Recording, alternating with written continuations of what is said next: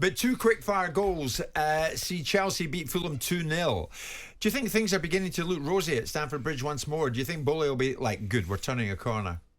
I think rosy would be over egging the pudding. I think the fact that they've got a series of results is building blocks. I mean, they have been clunky and dysfunctional and nothing like resembling a coherent side. Yeah. But they still have created a plethora of chances. They haven't had the ability to convert them. If you look at the game against West Ham, they dominated certain parts of it. If you look at the early game against Liverpool, they were very much in that game. So it's been as much about taking chances as it has been about the fact that the side hasn't been that great. They haven't conceded that many goals. They're not that far away. Of course, the fact that they've spent £1 billion is what draws us, and it's Chelsea. Yeah. They'll be fine. Pochettino will be fine. Well, you say that, but it's taken time, Sam. This is Chelsea's first Premier League win since August the 25th. Yeah. Chelsea have won a Premier League game against a side starting the day above them in the table for the first time since May 2021. Yeah. So it ends their 18-game winless run against teams above them in the competition. So, my goodness, Chelsea fans have been waiting long and hard for this moment. But they got there last night at Craven Cottage. And Pochettino echoed that. He said, look, we just need time. It's about maturity, adaptation. We need to understand that all young people need time, need to settle. And I think when you arrive in a team that is not easy to settle, because being honest, too many young players that arrive at a team that is not solid and is not the cherry of the cake. And they need to add something to the team to build something important.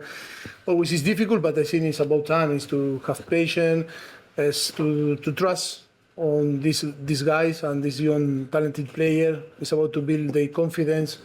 It's a step by step, but very short steps. Sometimes people have not the patience, and for us it's about to be patient. Even when we losing and we didn't win from the beginning of the season, we were calm and keep the belief and being positive. And now that we won 2 games in the last few days, I think it's important to keep calm. Yeah, he sounds positive, and no surprise in that, winning last night. Simon, we're just into October. 8 points adrift of top 4. You said they'll get there. They've got time to get there, haven't they? Well, I mean, how far behind were Manchester City at one point during the season to Arsenal when Arsenal were running away with the league? It's very early doors. I mean, Pochettino is a decent manager, is a very good manager, and he's a top 4 manager, so I expect him to produce a top 4 side. My argument has always been that he's not going to win you the league. But right now, in stepping stone terminologies, he is building a side. If last week we were running the narrative that he's under pressure, that would be absolutely absurd. If a vociferous minority of Chelsea fans think it's right to hound out your manager after 5 or 6 games, then they don't deserve to be supporting a team. If they're a top 4 side, at whose expense are they a top 4 side? Well, that we'll see. Who drops out to let Chelsea in? From last season? Mm-hmm. Newcastle, I suspect. Really? Okay. Frank Lampard was on Monday Night Football last night. He's saying, I think it's important that you try to find time out of the game to recharge a bit and get things that you don't get the chance to do when you're working. So I'm probably in that spot at the moment. He says it's not always easy because you want to be the best you can be, but when you're out of a job, that's your time to come away, take some perspective and realise family is a real positive of that side. And that's true. That is true. It doesn't really say much to me about Frank's appetite or otherwise to get back in. Well, Frank doesn't say a lot, full stop, does he, in interviews? He doesn't give you much insight. I mean, what the insight he's given us is he's had 2 opportunities to manage in the Premier League, at the top of the Premier League and at the bottom of it, and neither one could he do. So with that in mind, I'm not quite sure where he lands. If we're talking about Frank Lampard as a football manager rather than Frank Lampard as a football player, he has done very little. I made an observation 18 months ago that I felt that he would go on to be a very good manager and would eclipse Ole Gunnar Solskjaer. Now, that's not much of a standard bearer to benchmark it against. Yeah. But the point is I don't quite know where Frank Lampard is as a manager now. Well, could he fit the bill of a prolific manager that a club like Rangers should be looking at? Prolific in what? In his losses? Well, it was you who used the word prolific yesterday when we were talking about... In conjunction with what? Well, in conjunction with the next Rangers manager. No, what I did was I used substantial. What I used was the idea that you get a substantial, proper, fully fledged manager, someone that understands the dynamics of how to rebuild a football club that's struggling at the moment in time, struggling with the idea that it's a big football club in the hearts and minds of its football fans. It's a big football club in the history of Scottish football, but right now it's a football club that's flailing a little bit. I think it's flailing in the boardroom. I think it's flailing with its principles. I think some of the decisions that they've made as far as appointments are concerned, I don't think they're the greatest ones. They don't seem to be steeped in a great deal of logic about an elite football club trying to make elite decisions. And I'm not sure that Frank Lampard would be the right fit. So it's not about someone being prolific. It's about someone being able to get hold of Rangers and use all of the energy and vitality of that football club and turn it into a positive force. We talked about Souness yesterday, and Graeme is a force of nature, and Graeme's influence and shadow would loom large over that football club, whether they would want him involved, whether they want him involved, as we discussed yesterday, from a proper point of view rather than from an ambassadorial point of view. They could do a damn sight worse than having someone like Souness as director of football, getting hold of the core product. Not what the directors are doing, how much money they've got, but the actual core product, which is a team that should be really hanging around the neck of Celtic and making it more competitive and making the supporter base feel more proud of their football club than they currently do. But you don't see Lampard as a fit at the likes of Rangers at this time, as Rodgers has gone back in to Celtic. Well, I'm trying to work out on what basis. You don't see him as a fit at any Premier League club at this time? I would have to look at it and go, on what basis?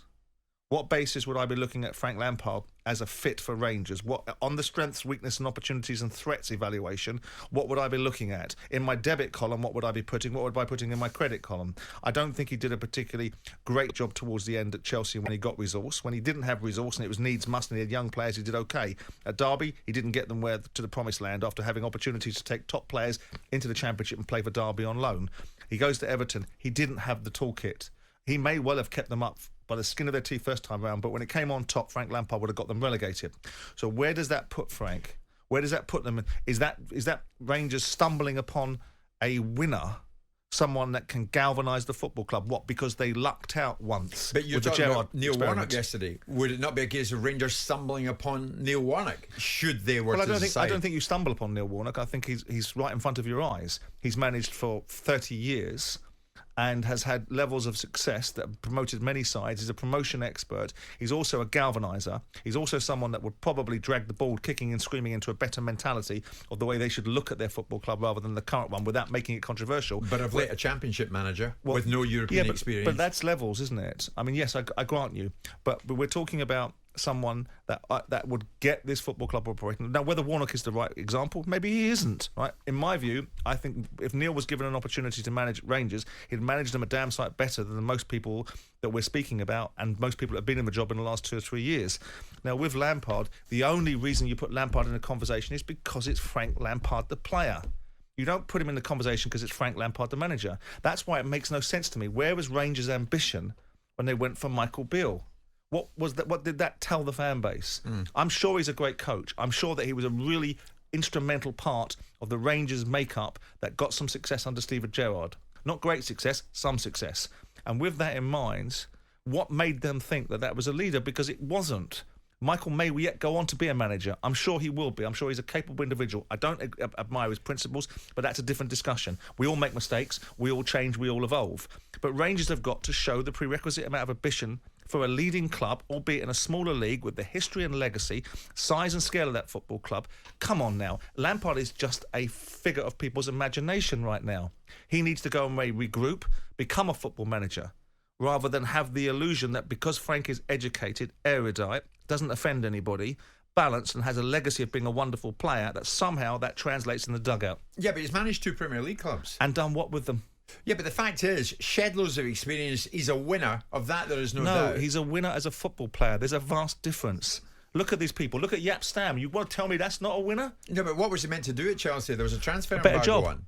A better job. Really? Yeah. He didn't have... Well, no, hold on. He got Chelsea with a very talented group of players that had a problem around being able to sign players in the season. But when they did sign players, within 4 or 5 months of him having a free range to buy players, he couldn't manage that environment.